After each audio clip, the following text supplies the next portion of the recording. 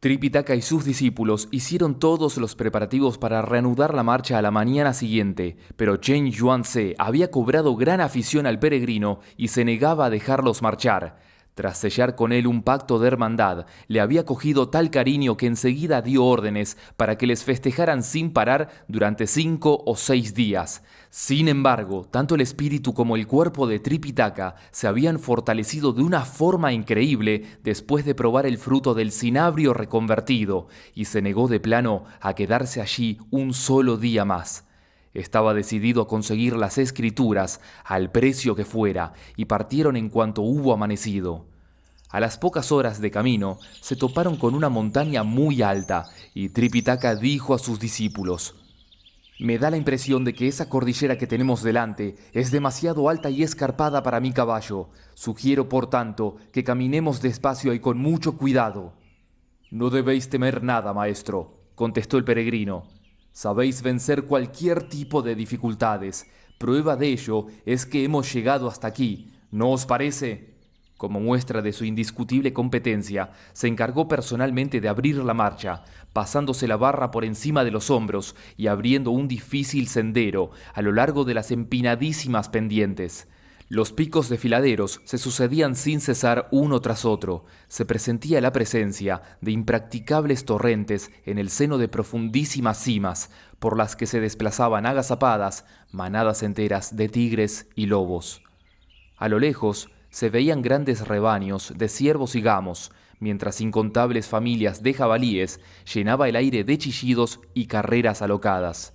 Aquella montaña estaba literalmente plagada de zorros y liebres, pero no todos los animales que la poblaban eran tan benignos, porque entre sus frondas se escondía el enorme pitón de más de 1000 pies de largo y la terrible serpiente que alcanzaba los 10.000 pies de longitud. Las dos expelían por las narices una especie de vapor envenenado que sembraba el aire de muerte y destrucción. Los caminos estaban festoneados de cardos y espinos, aunque en los picos más altos crecían, esplendorosos, los cedros y los pinos. A donde quiera que se dirigiera la vista, podían verse enredaderas silvestres, cuya fragancia ascendía libre hacia los cielos, haciendo olvidar el venenoso y fétido aliento de las sierpes. Ante los viajeros se levantaban miles de cumbres cubiertas de nieve que brillaban como si fueran de plata bajo la tenue caricia de los rayos del sol. En sus desfiladeros y gargantas se escondía el soplo divino del que todo había surgido. Sobrecogido, Tripitaka detuvo el caballo y se puso a temblar de miedo. Su temor contrastaba abiertamente con la seguridad del gran sabio, siempre pronto a hacer ostentación de sus muchos poderes. Sosteniendo con firmeza la barra de hierro, dejó escapar un grito tan salvaje que los lobos y serpientes corrieron a refugiarse en sus madrigueras, mientras los tigres y leopardos huían despavoridos como si fueran doncellas. De esta forma, pudieron ascender por la montaña sin que ninguna bestia los molestara. Cuando llegaron por fin a la cima, Tripitaka dijo a Wukong: «Llevamos viajando todo el día y están empezando a flaquearme las fuerzas. ¿Por qué no vas por ahí a mendigar algo de comida vegetariana para mí?» «Cuidado que sois comodón», replicó el peregrino, tratando de calmarle con una sonrisa. «Estamos en un lugar totalmente salvaje y no se ve ningún lugar habitado. ¿Dónde queréis que vaya a por la comida? No podría conseguirla, ni aunque dispusiéramos de todo el dinero del mundo». «Maldito mono», exclamó Tripitaka, visiblemente enfadado con su discípulo. «¿Tan pronto has olvidado la clase de vida que llevabas en la montaña de las dos fronteras? Tathagata había colocado encima de ti una cordillera entera y no podías mover un solo músculo a excepción de la boca. Me debes la vida, recuérdalo siempre, pero si eso no te parece suficiente, ten presente que accediste a convertirte en discípulo mío tras mi imposición de manos y tu aceptación de todos los mandamientos. ¿Por qué te niegas una y otra vez a practicar la humildad? ¿Es que no puedes mostrarte un poco más diligente?» «Que yo sepa», se defendió el peregrino, «jamás he rehuido el menor esfuerzo. ¿De dónde sacáis que soy un esclavo de la pereza?» «¿No es suficiente prueba la contestación que acabas de darme?», replicó Tripitaka. «¿Por qué te obstinas en no ir a mendigar un poco de comida vegetariana para mí? ¿Cómo voy a poder continuar el viaje si tengo el estómago totalmente vacío, debilitado por el hambre y estos pestilentes vapores que emanan por doquier? No tardaré en caer enfermo y jamás lograré alcanzar el monasterio del trueno. ¿Quién será el culpable de tan estrepitoso fracaso? Di, ¿quién? Está bien, contestó el peregrino. Os entiendo perfectamente. Poseéis un natural arrogante y orgulloso que os hace enfurecer por cualquier trivialidad. Lo malo es que siempre echáis mano de vuestro conjuro para mortificarme a tiempo y a destiempo. Pero, en fin, no se hable más. Bajad del caballo y descansad un rato, mientras yo voy a ver si encuentro a alguien al que pedir un poco de comida. No había acabado de decirlo cuando dio un salto y se elevó por encima de las nubes. Usando las manos a manera de visera, miró a su alrededor, pero no pudo ver ningún pueblo. El camino que conducía hacia el oeste estaba totalmente deshabitado. Los bosques y arbustos se contaban a millares, pero no había la menor señal de asentamiento humano. El peregrino, no obstante, no se desanimó y continuó atisbando la distancia durante un buen rato. Por fin descubrió hacia el sur una montaña muy alta, en cuya ladera oriental le pareció ver unos cuantos puntitos de color rojo. A toda prisa descendió de las nubes e informó a su maestro diciendo: «Creo que he descubierto algo de comer». El maestro le preguntó de qué se trataba y él añadió: «Por estos lugares no hay ni una sola cabaña en la que podamos mendigar un poco de arroz. Sin embargo, en una montaña al sur de aquí he descubierto unos cuantos puntos rojos que, o mucho me equivoco, o son melocotones silvestres totalmente maduros. Si me permitís llegar hasta ese lugar, os traeré unos cuantos para que saciéis vuestro apetito». «¿Cómo voy a negarme a dejarte partir?», exclamó Tripitaka satisfecho. «Para quien ha renunciado a la familia, los melocotones son una auténtica bendición». El peregrino cogió la escudilla de mendigar y montó en una nube sagrada. Le imprimió tal velocidad que fue dejando tras sí una estela de vapor blancuzco y frío, mientras se dirigía directamente hacia la montaña del sur en busca de los melocotones. Sin embargo, como muy bien afirma el proverbio, no hay cumbre sin monstruo, ni cima en la que no habite un demonio. La que había escogido Tripitaka para descansar no era excepción a esa norma. Se trataba de un espíritu femenino al que molestó seriamente la repentina partida del gran sabio. A lomos de un siniestro viento oscuro se asomó por encima de las nubes y al ver al monje Tang sentado en el suelo, exclamó incapaz de refrenar su alegría: «¡Qué suerte la mía! Durante años enteros mis parientes no han hecho más que hablar del viaje del monje Tang, una locura que le habría de llevar desde las tierras del este al paraíso occidental, donde piensa aprender la doctrina del Gran Medio. Lo asombroso, sin embargo, es que ese monje es, en realidad, la reencarnación de la cigarra de oro. Su cuerpo se ha purificado, pues, de tal manera durante sus 10 últimas transmigraciones, que quien coma un trozo de su carne no sabrá lo que es la corrupción. Es una suerte que haya venido a parar precisamente a mis dominios». Cuando se disponía a saltar sobre Tripitaka, vio a 2 guerreros a su lado y desistió de hacerlo por el momento. Los aguerridos protectores del monje no eran otros que Bachie y el Bonzo Ya. Por muy inútiles y egoístas que pudieran parecer, ambos habían ocupado grandes puestos militares y su autoridad no había sufrido una merma irreparable. ¿Qué otra cosa podía esperarse de quienes en su día habían ostentado los títulos de Mariscal de los Juncales Celestes y Gran Capitán de la Cortina Imperial? El monstruo estaba enterado de su pasado y no se atrevió a acercarse a ellos. Poco a poco, sin embargo, fue sacando fuerzas de flaqueza y se dijo finalmente: «Voy a reírme un poco de ellos, a ver lo que pasa». Se bajó a toda prisa del viento oscuro en el que cabalgaba y con una leve sacudida del cuerpo se convirtió en una doncella con el rostro tan delicado como la luna y tan hermoso como las flores. Su belleza era tal que no podía ser descrita acertadamente con palabras.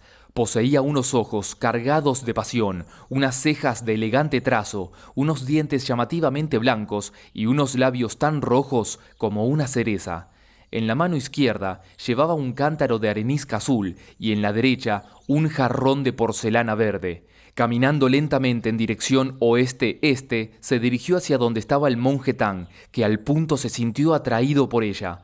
Era difícil resistirse a la delicadeza de sus manos, que se movían rítmicamente mientras andaba, y a la gracia de sus diminutos pies, entrevistos apenas entre los pliegues de su falda de seda de Hunan.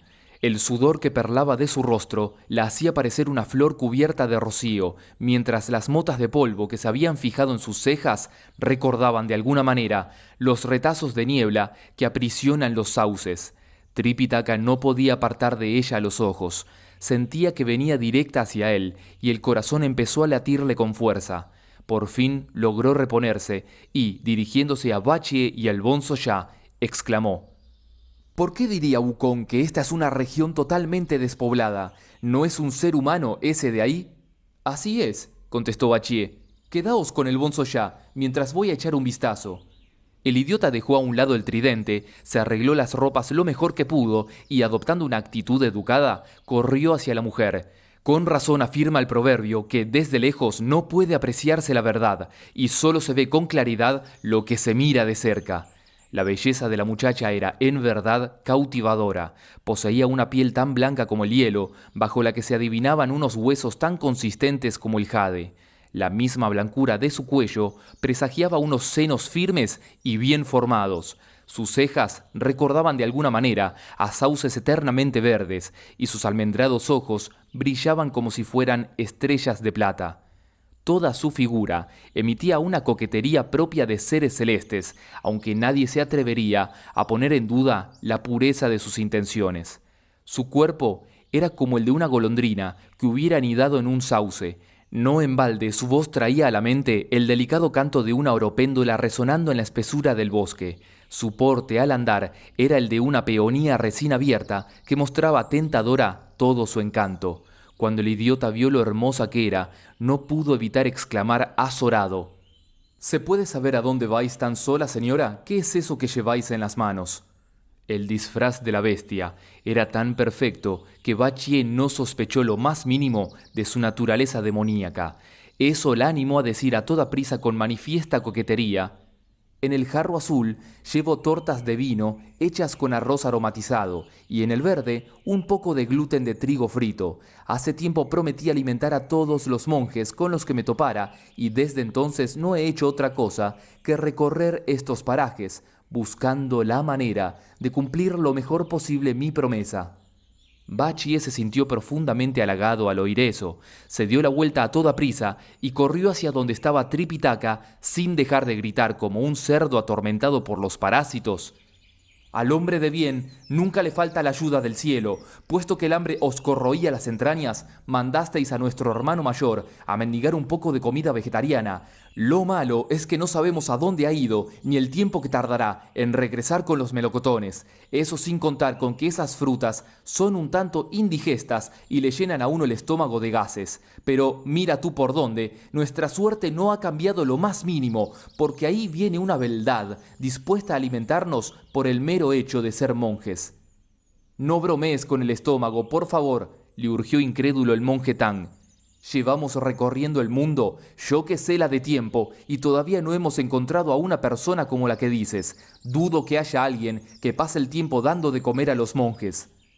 No es tan raro como pensáis, afirmó Bachie con decisión. Ahí tenéis a una dama que se dedica precisamente a eso.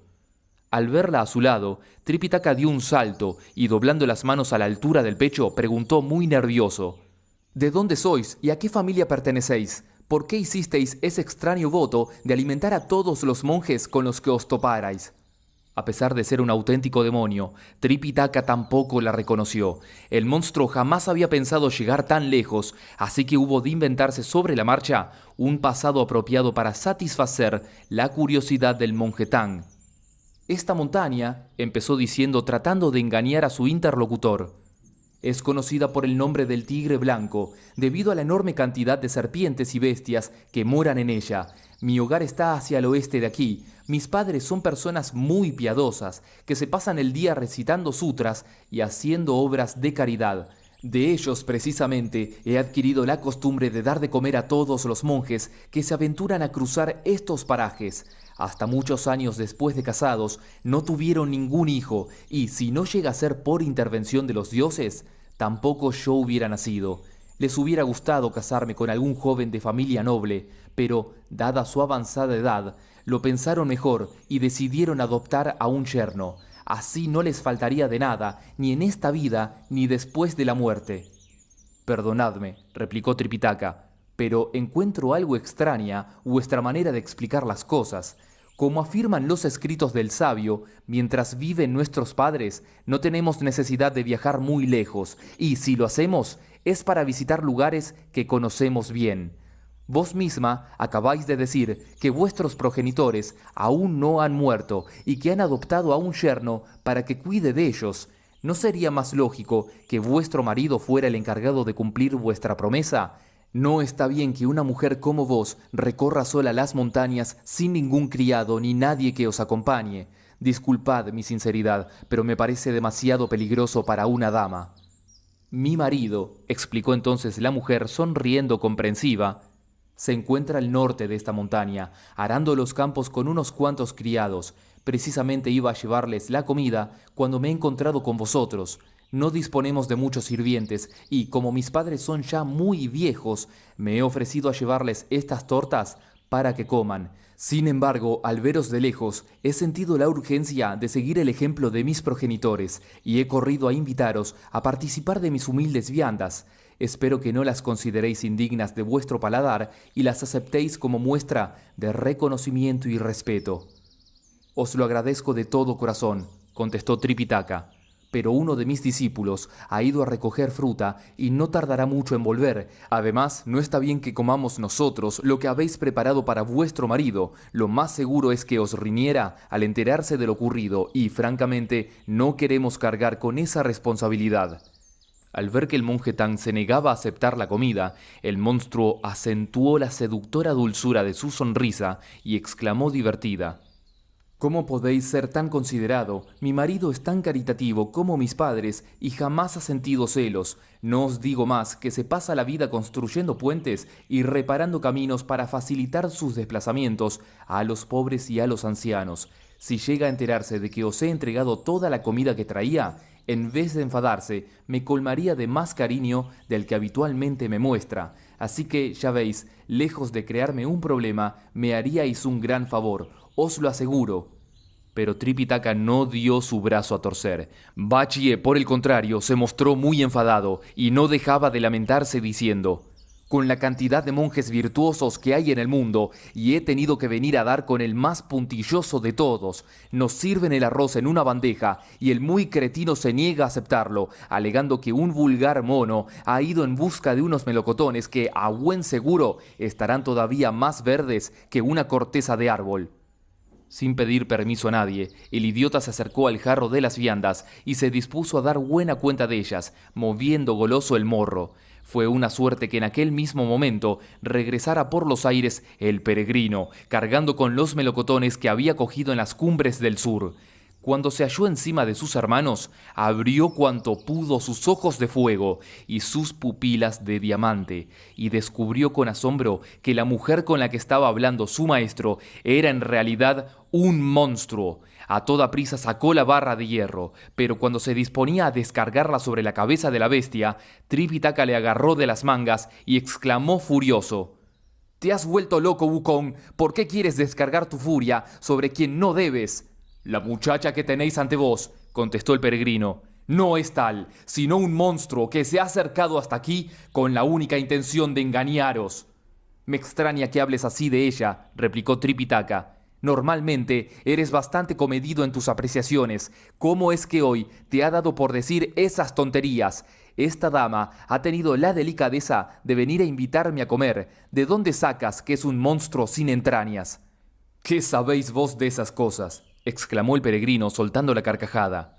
«Yo hacía lo mismo en la caverna de la cortina de agua. Cuando quería probar carne humana, me convertía en una moneda de oro, o en un saco de plata, o en un edificio abandonado, o en un borracho gracioso, o en una mujer hermosa, o en, qué sé yo, de esa forma lograba atraer a mi caverna a los incautos y después los hervía o los cocía al vapor. Si no lograba comerlos de una sola sentada, dejaba secar las sobras al sol y las guardaba para otra ocasión. Os aseguro que, si hubiera tardado un poco más en volver, habríais caído en sus redes para siempre. Pero todos sus esfuerzos se vieron condenados al fracaso. El monje Tang se negó a creer en lo que decía, repitiendo una y otra vez que aquella mujer era una persona muy piadosa y digna de toda confianza. «Conozco bien lo que está pasando», insistió el peregrino. «Es natural que os sintáis ofuscado por la belleza de esta joven. Si queréis gozar de ella, no tenéis nada más que decirlo. Bachie se encargará de buscar la madera, el bonzo ya recogerá la hierba que pueda, y yo os construiré aquí mismo una cabaña en la que podréis consumar vuestros deseos. Eso marcará el fin de nuestra colaboración y cada cual podrá marcharse a donde buenamente le venga en gana. ¿No opináis que es lo más acertado? ¿Para qué molestarnos en proseguir un viaje tan largo en busca de escrituras o de lo que sea?» El monje Tang era una persona muy tímida y al oír esas palabras sintió tal vergüenza que la cabeza se le puso totalmente roja. Eso no amainó, no obstante, la furia del peregrino, quien, echando mano de su barra, descargó sobre el monstruo un golpe terrible. La bestia sabía unos cuantos trucos y al ver acercarse el arma de Wukong, decidió valerse del conocido como la liberación del cadáver. Abandonando el cuerpo que había tomado prestado, se elevó por los aires sin preocuparse más de él. Al punto, cayó muerto al suelo, abatido por el certero golpe del peregrino. Horrorizado, Tripitaka exclamó sin atreverse a creer lo que acababa de ver. «No hay nadie más salvaje en todo el mundo que este mono. A pesar de repetírselo yo que sé la de veces, la vida humana le trae absolutamente sin cuidado. Calmaos y no seáis tan duro conmigo», le suplicó el peregrino. «Ahora acercaos y ved lo que hay en estos jarros». El bonzo ya agarró de la mano a Tripitaka y le condujo a donde estaban los dos recipientes. Las tortas de vino se habían esfumado como por encanto y de su fragancia no quedaba absolutamente nada. Todo lo que podía verse era un puñado de gusanos muy largos y repugnantes. El gluten de trigo frito, por otra parte, se había convertido en unas cuantas tortugas y en varias parejas de ranas que no dejaban de saltar como locas. Eso convenció al monje Tang de que debía de ser verdad al menos el 30% de lo que acababa de decir el peregrino. Bachie, sin embargo, no logró dominar del todo el resentimiento que le consumía y añadió más leña al fuego, gritando: «No creáis ninguna de sus patrañas, maestro. Esta mujer no es más que una campesina que vivía por aquí cerca. Se encontró con nosotros por pura casualidad, ya que, como ella misma afirmó, se dirigía hacia la otra parte de la montaña, a dar de comer a los jornaleros de su marido. ¿Cómo va a ser un monstruo, alguien tan caritativo y bien dispuesto como ella? Vos sabéis que nuestro hermano mayor es muy aficionado a usar su barra de hierro, así que en cuanto regresó, se inventó esa absurda historia y la dejó caer con fuerza sobre la cabeza de esta infortunada. No digo que su intención fuera matarla, sino que no calculó bien las fuerzas y terminó sin querer con ella. Después, temiendo que fuerais a recitar ese conjuro que le produce tantos dolores, decidió valerse de la magia para haceros creer lo que no es. Para él todo está bien, incluso burlarse de vos, con tal de salvarse de ese tormento». Las palabras de Bachie produjeron en Tripitaka el efecto deseado. Furioso con el más fiel de sus discípulos, hizo el gesto mágico con una mano y comenzó a recitar el conjuro en voz alta. El dolor se cebó al punto en el peregrino, que no paraba de gritar: «¡Mi cabeza me va a explotar! ¡Parad, os lo suplico! Si tenéis algo que decirme, hacedlo y asunto concluido. ¿A qué viene a atormentarme de esta forma?» «¿Qué quieres que te diga?», replicó el monje Tang. «Los que hemos renunciado a la familia debemos ser amables con la gente en todo momento y no abrigar pensamientos de destrucción y muerte. Cuando barremos el suelo, debemos apartar las hormigas a un lado y poner pantallas a las lámparas para que las polillas no sufran daño alguno. Pero tú te complaces cada vez más en la práctica de la violencia. ¿De qué te vale ir en busca de las escrituras si a cada paso que das ciegas una vida? Con una actitud así es mejor no sacrificarse. Por mí puedes regresar». «¿A dónde queréis que regrese?», preguntó el peregrino sorprendido. «A donde te dé la gana», contestó el monje Tang. «No quiero que me sigas como discípulo». Si os abandono, replicó el peregrino, me temo que jamás llegaréis al paraíso occidental. Mi vida está en manos del cielo, contestó el monje Tang. Si está determinado que he de acabar mis días en el estómago de algún monstruo, no seré yo quien mueva un solo dedo para impedirlo, ni aun a sabiendas de acabar cocido o estofado. Además, ¿quién eres tú para librarme de todos los peligros que me acechan? ¿Acaso puedes hacer frente a mi propia muerte? Márchate inmediatamente de mi lado. Si ese es vuestro deseo, así lo haré, concluyó el peregrino. Sin embargo, aún no os he pagado adecuadamente cuanto habéis hecho por mí. ¿Se puede saber de qué estás hablando?, le increpó el monje Tang. El gran sabio cayó al punto de hinojos y sin dejar de golpear el suelo con la frente, respondió: Después de sumir el palacio celeste en una confusión terrible, hice acreedor a un tremendo castigo que Buda se encargó de ejecutar, encerrándome, como sabéis, bajo la mole enorme de la montaña de las dos fronteras. Por haberme librado de su peso y haberme concedido los mandamientos, mi agradecimiento hacia vos y hacia la Bodhisattva Kuan Yin es en verdad inexpresable. Si no me permitís acompañaros hasta el paraíso occidental, no podré devolveros el bien que por mí habéis hecho, y así mi nombre será maldito para siempre. ¿Cómo va a ser considerado honrado quien no corresponde a la amabilidad que recibe de los demás?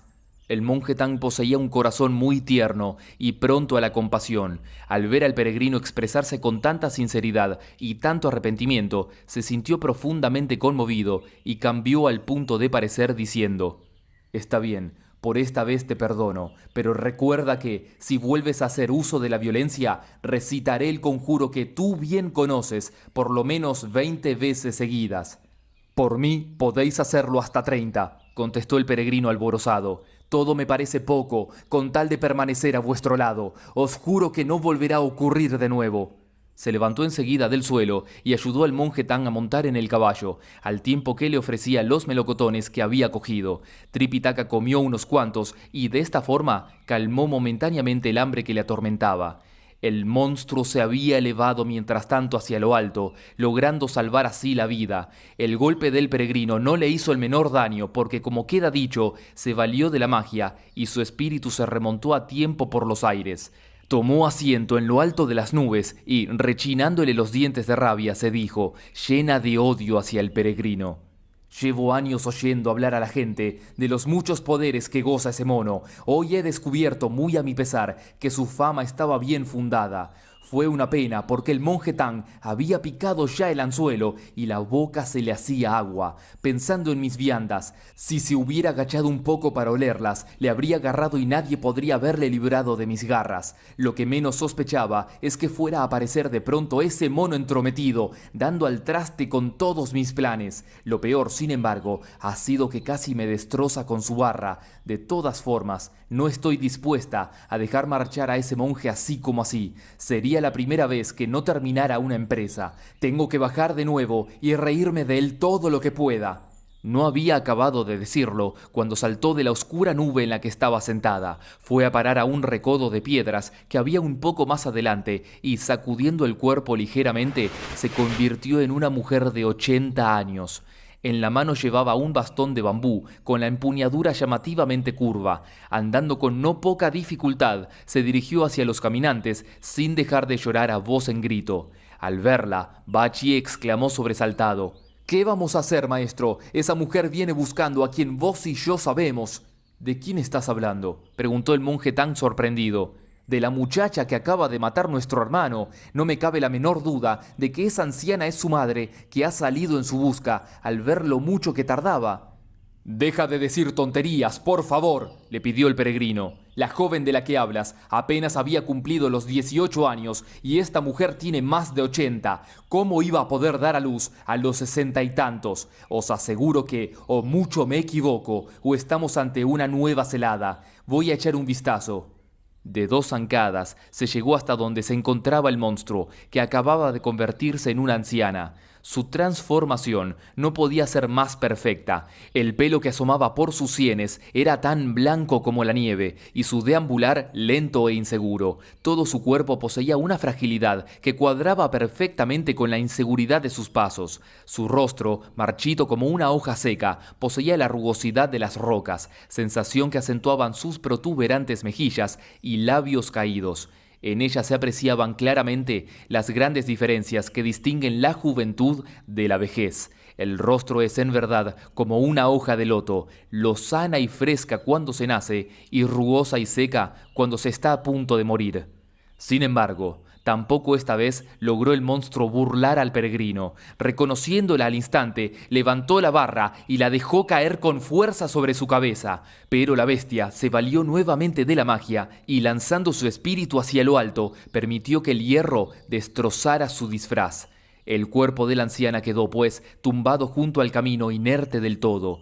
Al ver lo ocurrido, el monje Tang sintió que le abandonaban las fuerzas y cayó del caballo como si fuera un muñeco. Estaba tan afectado que, sin moverse siquiera del suelo, recitó el conjuro 20 veces seguidas. El peregrino experimentó tal dolor que tenía la sensación de que la cabeza se le había convertido en una calabaza con la forma de un reloj de arena.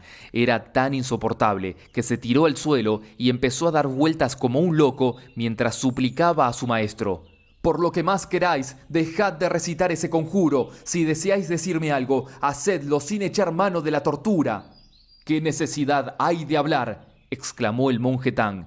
«Para evitar caer en los tormentos del infierno, los que han renunciado a la familia siguen sin cesar el sendero de la virtud. Yo he tratado una y otra vez de hacerte ver la conveniencia de obrar rectamente en todo momento, pero tú has hecho oídos sordos a mis palabras. ¿Por qué te empeñas en obrar siempre con violencia? ¿Qué explicación puedes darme por haber acabado, sin ton ni son, con otra vida humana?» «Se trataba de un monstruo», explicó desesperado el peregrino. «Creo que has perdido el juicio», replicó el monje Tang.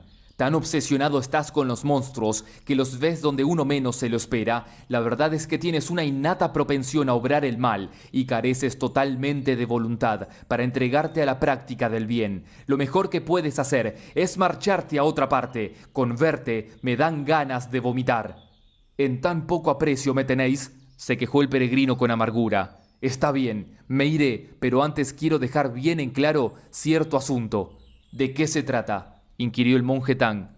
«¿De qué va a ser?», replicó enseguida Bachie. «Este quiere que repartáis con él el equipaje. Lleva mucho tiempo a vuestro lado para marcharse ahora con las manos vacías y la bolsa a medio llenar. Si queréis libraros de él, tendréis que regalarle una de vuestras túnicas viejas y ofrecerle la mitad de todo el dinero que llevéis». Al oír eso, el peregrino perdió los estribos y, saltando como si hubiera perdido el juicio, se encaró con Bachie gritando: «Eres un discípulo que no sabe decir más que tonterías. Tras aceptar de buen grado el principio de la pobreza absoluta, jamás he dado muestras de envidia o avaricia. ¿Cómo te atreves a afirmar que lo único que ando buscando es llevarme la mitad del equipaje de nuestro maestro? ¿Por qué no te marchas de una vez, si es verdad eso de que jamás te has rendido a la avaricia y a la envidia?» «Se ve que no me conocéis bien», contestó el peregrino.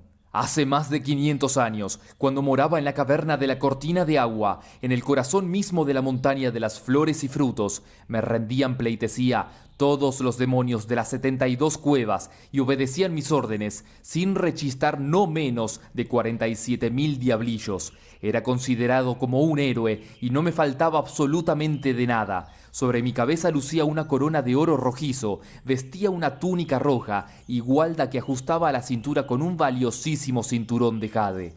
Calzaba unas sandalias capaces de hollar las nubes y sostenía en mis manos, a manera de cetro, la complaciente barra de los extremos de oro. Pese a todo, cuando comprendí que solo el nirvana podía librarme de mis pecados y decidí hacer voto de absoluta pobreza, renuncié de buena gana a mi vida pasada de lujos y desenfreno. ¿Qué he obtenido a cambio de mi fidelidad? Solo esta tira de hierro que se clava sin piedad en la cabeza cada vez que vos recitáis ese conjuro. Si en verdad estáis decidido a apartarme de vuestro lado, arrancádmela de una vez para que pueda volver con la frente muy alta, junto a los que me consideran como un héroe y no un siervo. No podéis negarme ese favor. Es lo menos que podéis hacer por mí, por todos los años que os he servido con absoluta fidelidad».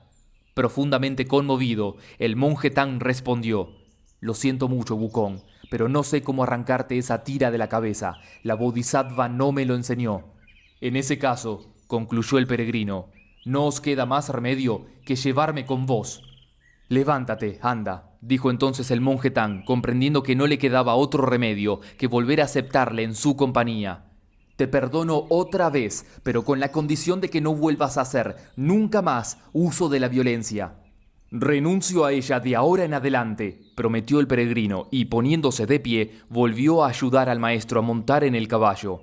El monstruo, mientras tanto, feliz de no haber sido alcanzado tampoco esta vez por el arma del peregrino, se sentó en una nube y se dijo aliviada, al tiempo que se limpiaba el sudor de la frente: «¡Qué mono más extraordinario! ¡Qué maravillosa percepción la suya! Hasta vestida de vieja fue capaz de reconocerme. Lo malo es que tanto él como sus hermanos están avanzando con más rapidez de lo que en un principio había pensado. Otras 40 millas más y habrán abandonado para siempre mis dominios. Si caen en poder de los diablillos y demonios de otra región, se burlarán de mí hasta que las costillas les duelan de tanto reírse, y yo veré menoscabada mi fama. Lo mejor es que vuelva a bajar y me burle otro poco de ellos».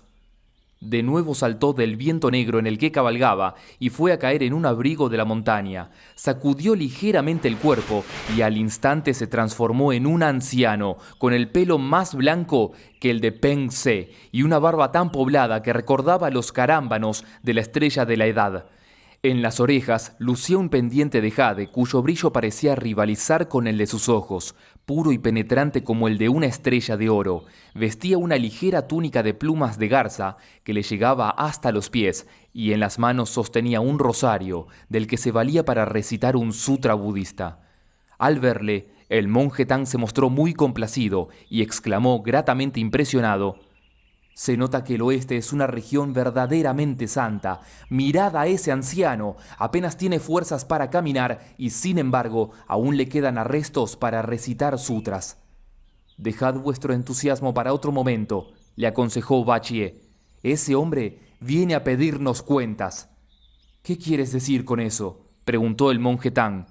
«Que se ha enterado de que hemos matado a su mujer y a su hija y ha decidido vengar su muerte», contestó Bachie. «No tenemos escapatoria, somos culpables de esos crímenes. Vos, por tanto, seréis condenado a muerte. El bonzo ya tendrá que hacer trabajos forzados durante el resto de sus días, y yo me veré obligado a servir en el ejército hasta el final de mi vida. A nuestro hermano mayor, por supuesto, no le ocurrirá nada, ya que echará mano de la magia y desaparecerá de aquí como la neblina barrida por el sol». «Cuidado que eres idiota», le regañó el peregrino. «¿A qué viene a alarmar inútilmente a nuestro maestro? Ni siquiera sabemos quién es ese anciano. Si no os importa, voy a echar un vistazo». Dejó a un lado la barra de hierro y, acercándose al demonio, le preguntó: «¿Se puede saber a dónde vais y por qué recitáis un sutra mientras camináis?». El monstruo pensó que esta vez se había salido con la suya y que, a pesar de todo, el gran sabio no era tan difícil de engañar como en un principio había creído. «Yo, señor», respondió el falso anciano, «he vivido en este lugar toda mi vida. Desde joven me he dedicado a la práctica del bien, dando de comer a los peregrinos, empapándome del contenido de las escrituras sagradas y recitando sin cesar sutras. Como el cielo se negó a darme un hijo varón, hube de adoptar a un yerno, al que desposé con la única hija que mi esposa trajo a este mundo. Precisamente salió de casa esta mañana muy temprano, con un poco de comida, y como aún no ha regresado, temo que pueda haber sido pasto de tigres y otras alimañas por el estilo. Lo malo es que no es ella sola la que falta de casa, porque mi esposa, impaciente por su tardanza, salió en su búsqueda hace varias horas y tampoco ha vuelto. No tengo ni idea de lo que ha podido pasarles, por eso me he decidido a seguir sus pasos para ver si logro dar con ellas. No soy muy optimista respecto a hallarlas con vida. Si, como creo, han muerto, me sentiré feliz con poder encontrar sus huesos y enterrarlos después en el panteón de mi familia». «Jamás me he topado con nadie tan bromista como tú», exclamó el peregrino soltando la carcajada. «¿Crees que puedes engañarme sacándote de la manga una historia como esa? No soy tan tonto como parezco. A las claras se nota que eres un monstruo». La bestia se sintió tan desconcertada que no pudo decir nada en su defensa. El peregrino agarró a toda prisa la barra de hierro, pero cuando estaba a punto de descargar el golpe, se dijo alarmado: «Si no acabo con él, intentará apoderarse de mi maestro todas las veces que quiera, pero si lo hago, mi mentor recitará el conjuro y acabará volviéndome loco». Se trataba de un dilema de muy difícil solución, por lo que continuó diciéndose: «Si no mato a la bestia, corro un peligro inútil, porque en la primera oportunidad que se le presente, echará mano de mi maestro, y yo tendré que emplearme a fondo para librarle. Creo que lo mejor será que acabe con él cuanto antes. Así me ahorraré no poco esfuerzo. ¿Qué importa que el maestro recite su maldito conjuro? Como muy bien afirma el dicho, ni los tigres más sanguinarios devoran a los de su especie. Además, labia no me falta. Poseo una lengua rápida y no costará convencerle». Al punto hizo acudir a su presencia al espíritu local y al dios de la montaña y les dijo: «Este monstruo se ha burlado de mi maestro 3 veces seguidas. Estoy decidido, por tanto, a acabar con él de una vez. Para ello necesito que os coloquéis a media altura y no le dejéis escapar». Los dioses no se atrevieron a contravenir sus órdenes y se colocaron estratégicamente por encima de la franja de nubes. El gran sabio levantó entonces la barra de hierro y la dejó caer con fuerza sobre el demonio. Esta vez la suerte no le sonrió y su luz espiritual se extinguió como si fuera el frágil parpadeo de una vela. Al verlo, el monje Tang sintió tal horror que durante mucho tiempo no pudo articular la menor palabra. Bachie, sin embargo, se llevó las manos a la cabeza y exclamó con cierta malicia: «Este peregrino está realmente loco. En menos de medio día se ha cargado ya a 3 personas». Ese comentario hizo que el monje Tang recuperara el aplomo y se dispusiera a recitar el conjuro de nuevo, pero el peregrino se arrojó a los pies del caballo, gritando: «No lo hagáis, por favor, no lo hagáis. Venid primero a echar un vistazo a lo que ha quedado de esa bestia». Delante de ellos solo había un montón de huesos tan blanco como la harina. «Ese hombre acaba de morir», comentó muy alterado el monje Tang. «¿Cómo es que se ha convertido tan pronto en un esqueleto?» «No era más que un cadáver viviente que solo buscaba hacer daño a la gente», explicó el peregrino. «Ahora que ha muerto, ha revelado por fin su auténtica naturaleza. Vos mismo podéis leer los caracteres que hay escritos en su columna vertebral. Esta es la dama de los huesos blancos». El monje Tang parecía estar dispuesto a creerle esta vez, pero Bachie se resistía a dejar pasar así como así el incidente y dijo: «Wukong no tiene remedio, goza mostrando la fortaleza de su brazo y matando a la gente. Lo ha hecho ya 1000 veces y volverá a hacerlo otras tantas.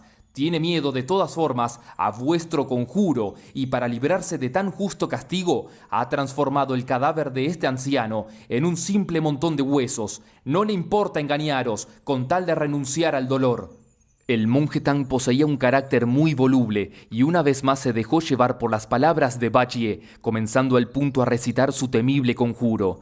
Al límite de sus fuerzas, el peregrino logró arrodillarse a duras penas a la vera del camino y suplicó desesperado a su maestro: «Parad, por lo que más queráis, parad. Si tenéis algo que decirme, hacedlo cuanto antes y no me atormentéis de esta manera». «Mono cabezota», le increpó el monje Tang, «¿qué quieres que te diga? Las buenas obras de los que han renunciado a la familia son como la hierba de un jardín en primavera. Nadie nota que va creciendo, pero se muestra más lozana cada día que pasa. El que por el contrario se dedica al mal obrar se parece a una piedra de amolar. Aunque nadie se percata de ello, su tamaño se va reduciendo con el paso del tiempo. Has podido escapar a la acción de la justicia después de haber dado muerte a 3 personas, solo porque nos encontramos en un lugar desolado y no hay aquí nadie que pueda hacerte frente. Suponte, sin embargo, que llegamos a una gran ciudad y de pronto te da por golpear a la gente con tu pesada barra, sin tener en cuenta para nada la moral y las leyes. ¿Cómo crees que ibas a salir de semejante trance? Todos nos encontraríamos en un lío terrible y no podríamos proseguir nuestro viaje. Opino, por tanto, que lo mejor es que regreses al lugar del que has partido». «Estáis muy equivocado, maestro», trató de defenderse el peregrino.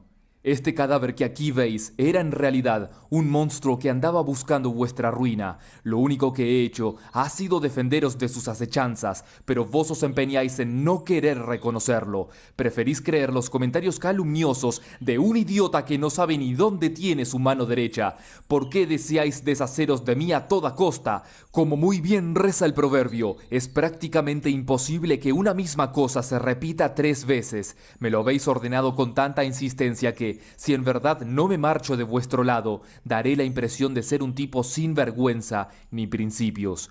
Está bien, vos ganáis, me voy, pero os aseguro que no ganáis nada con mi marcha, porque entonces no tendréis a nadie que os sirva tan desinteresadamente como yo.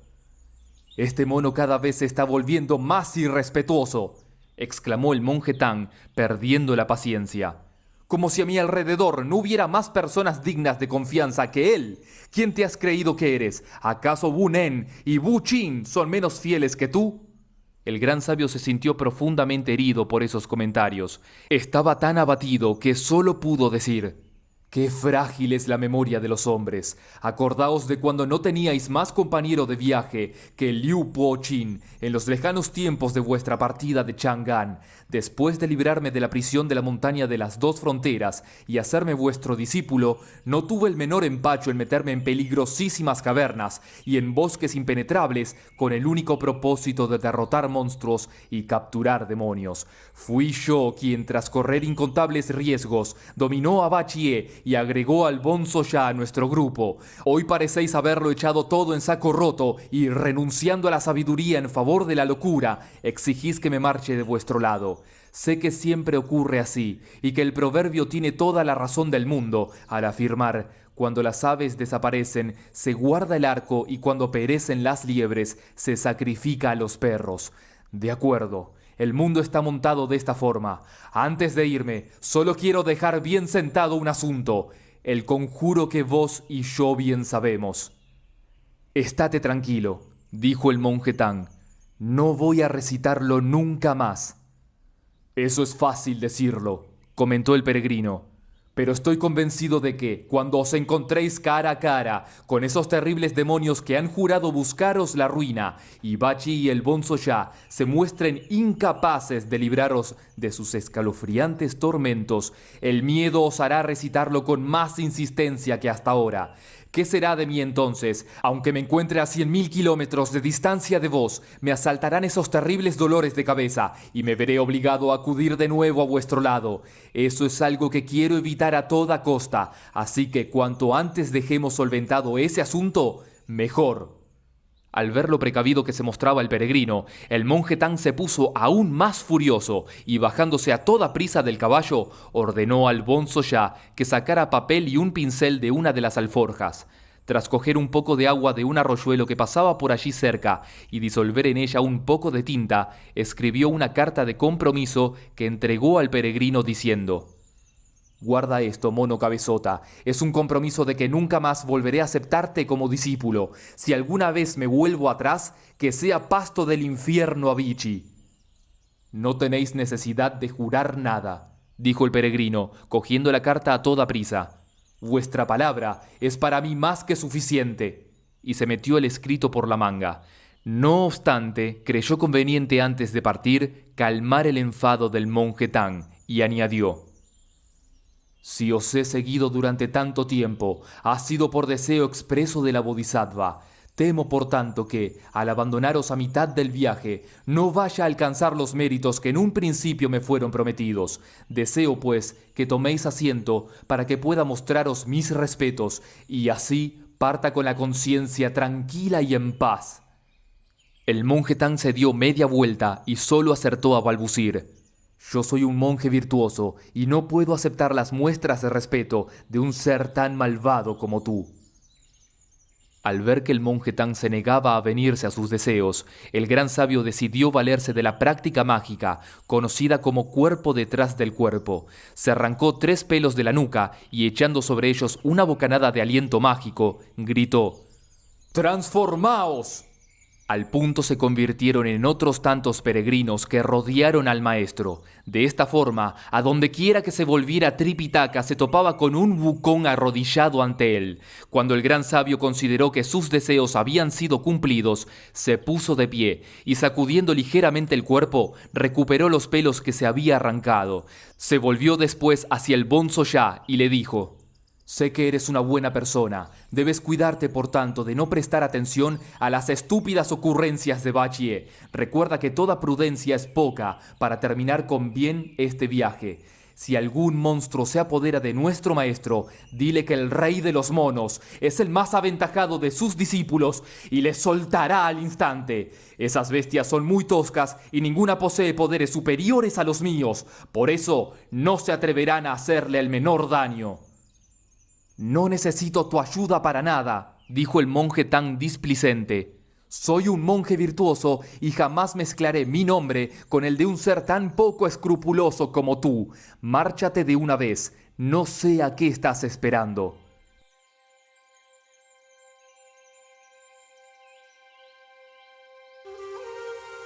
El gran sabio comprendió entonces que el maestro no iba a dar su brazo a torcer y agachando la cabeza se alejó de su lado.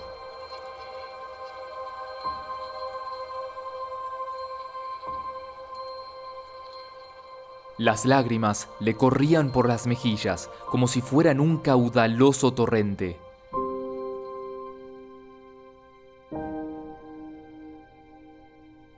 Sabía que los consejos que había dado al Bonzo Ya no serían suficientes para superar las terribles pruebas a las que había de enfrentarse, pero poco podía hacer para dominar su dolor.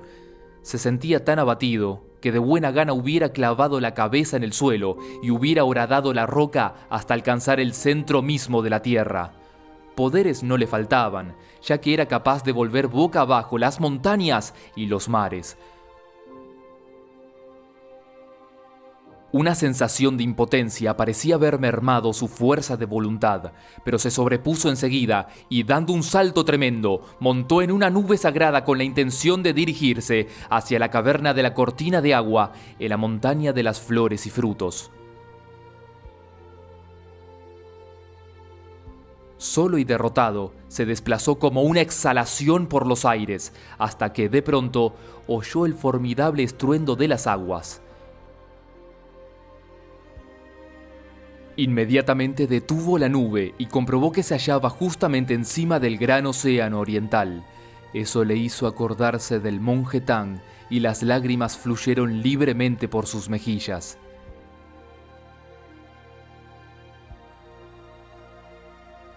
Durante largo rato permaneció suspendido en el aire, abúlico del todo, sin decidirse a seguir adelante.